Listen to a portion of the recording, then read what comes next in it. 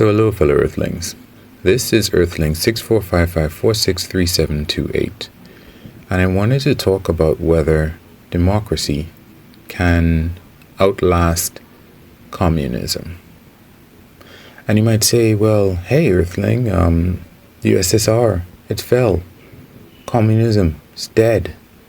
And the US and its allies, the democracies, they've won. What are you talking about? Well, there are a lot of, well, I don't know a lot, but China is still communist. There's no indication that China is going anywhere right now. So I want to talk about that. Like I said though, I am Earthling 64 yada yada yada. And I'm a guy. No kids, no wife. But a couple of degrees, MBA, computer science degree. I started a local newspaper in my area. I did everything from printing to layout to stories to taking photographs, and I even dropped it off in people's mailboxes. I have traveled a little bit from Caracas, Venezuela, to the Louvre in France in front of the Mona Lisa, to Seoul, South Korea. And once this illness is over, hopefully I can start going on to Africa. I also quit smoking. I lost a bunch of weight, kept it off along with the smoking for the last 5 years. And I repair like refrigerators and washing machines and stuff. Not people's, just mine. Anyway, that's me. So, communism versus democracy. I was almost saying capitalism there for a while. Yeah, for a while. So, does it seem like China's government is not stable?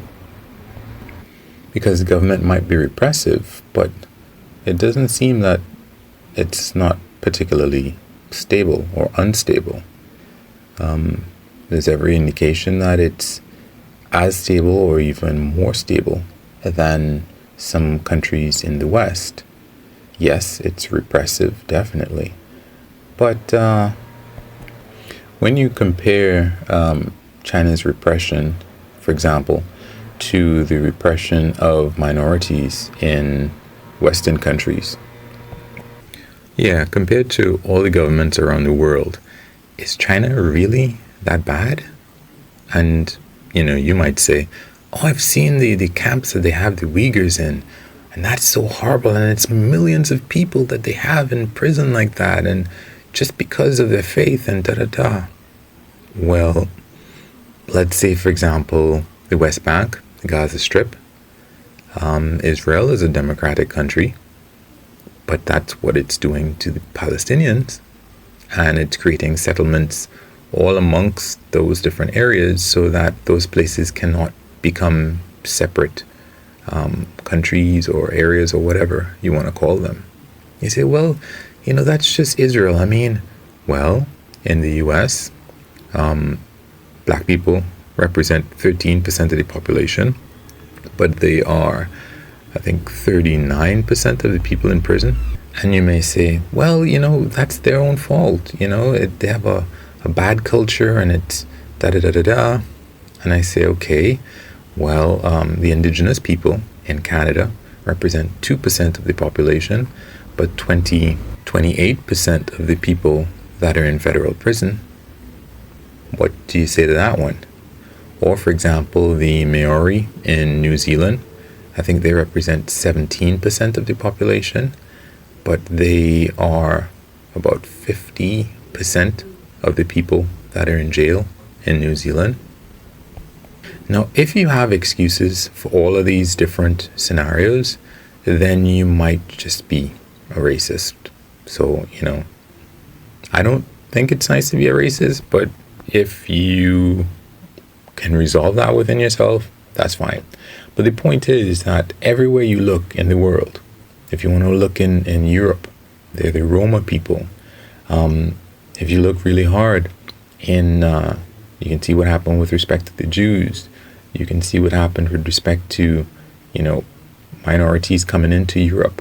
all those minorities, what they did with them. You can see what Australia did with people who are coming as refugees from other countries. Some of them have been in refugee camps outside of Australia for years upon years upon years. And you say, well, they're not really punishing those people per se. They were never Australian. They're not really treating them very nicely, are they? And it's certainly against international law. So, really, the Chinese government is not any worse. But the thing about democracies is that people get to vote, and unfortunately, when the economy is not doing very well, people get to vote to change the government. It's you grasp at straws. It's not the government's fault many times when the economy goes bad. That's just the way that capitalism works, and capitalism is in most of these countries. But people get to vote, and they get to vote out governments, and policies change. Policies that may very well, in the long term, have been better for the country. But that's not the case in a place like China. In a place like China, people can set, or the leadership can set goals for the next 10, 20, 30 years. And even if the individual leader who set those goals in place, if he doesn't survive, he probably has powerful people around him who can ascend to the throne, as in the case of Maduro and Chavez, and continue the same policies that may eventually help the country. And you might say, well, look, what happened with Chavez and Maduro? Well, Venezuela is a democracy, is one thing. So there's that. And for another thing, there's a reason why if Chavez keeps getting reelected, Maduro, it's probably because he has the support of a lot of poor people who, under a capitalistic system, the previous systems were not doing very well. Anyway, I digress. My point is that democracies all across the world basically go from conservative to liberal to conservative to liberal many times throughout a particular section of time.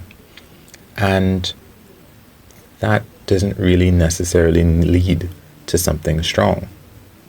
A diamond, which is supposed to be the hardest material in the world, it takes a long time under tremendous heat and tremendous pressure to form this diamond.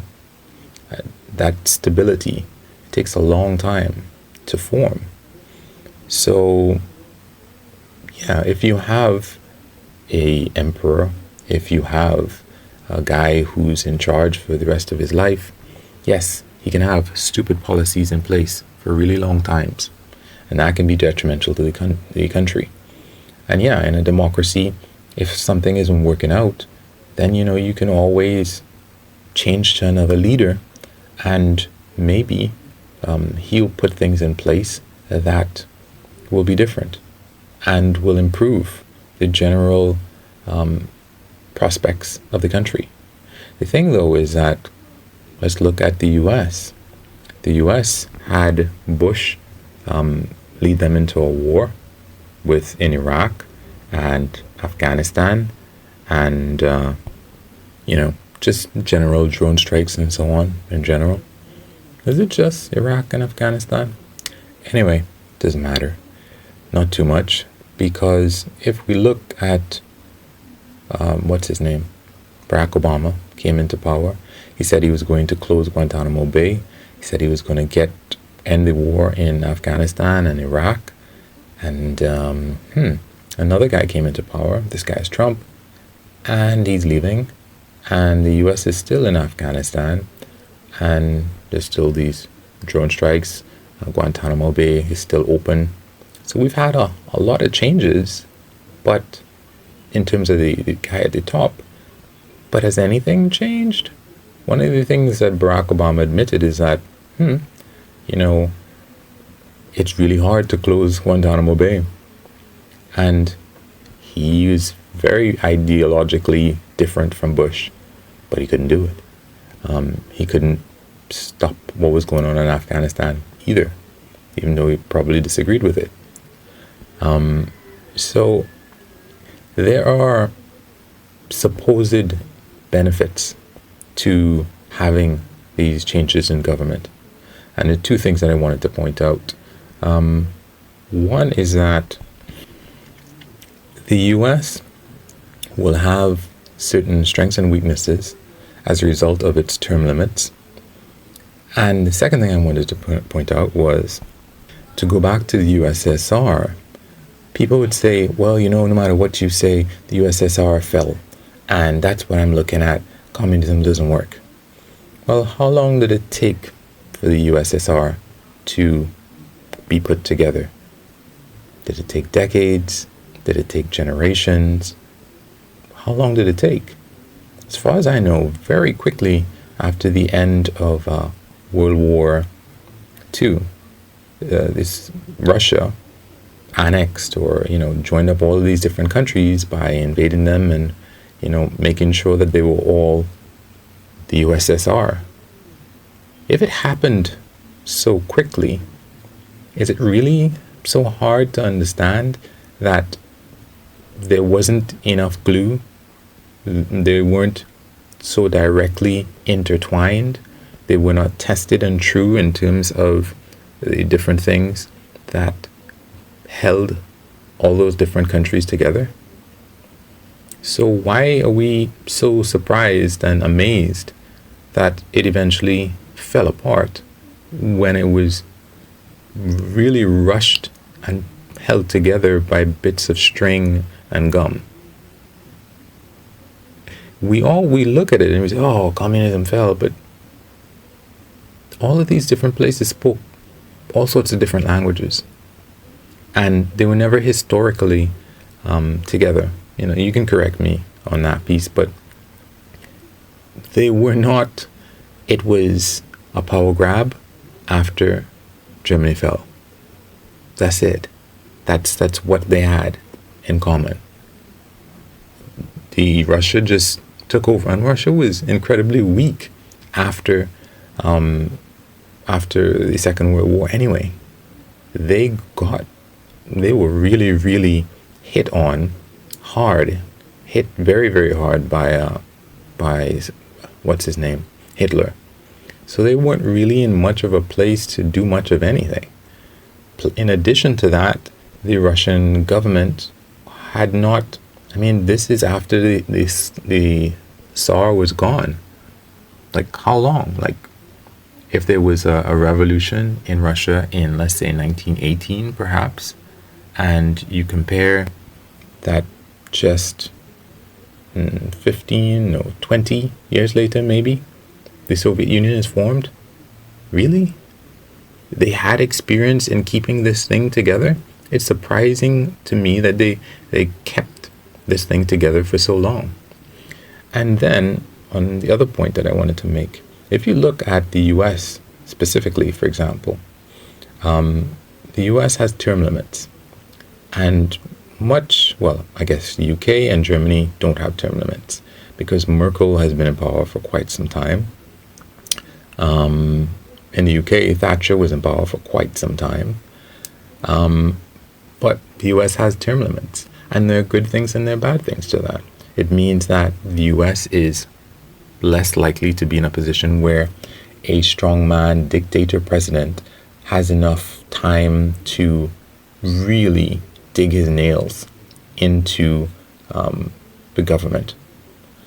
And it also means that the US can't benefit from somebody who has had a certain amount of experience in leading a country for all of these different years. Whereas certainly in China they can do that. Certainly in Germany and UK they can do that. So I don't know. It could be that there could be a huge dramatic upheaval after, Xi passes. But it could be that, just like in Venezuela, somebody takes over to continue his legacy, as well as the fact that clearly capitalism is not intrinsic to democracy, and the Chinese have been using that for a while and they seem to be good at it. So we'll see how that goes, but I don't know that flipping policies back and forth at least every 4, if not every 8 years in the US, compared to having somebody in power over decades, I don't know that that can compare, no matter how strong the US is, for example. Anyway, that's me. Feel free to like, subscribe, share, dislike, or none of those. But just keep in mind, and please act in a way that you would like your listeners to act if this were your recording. Have a good one. Peace.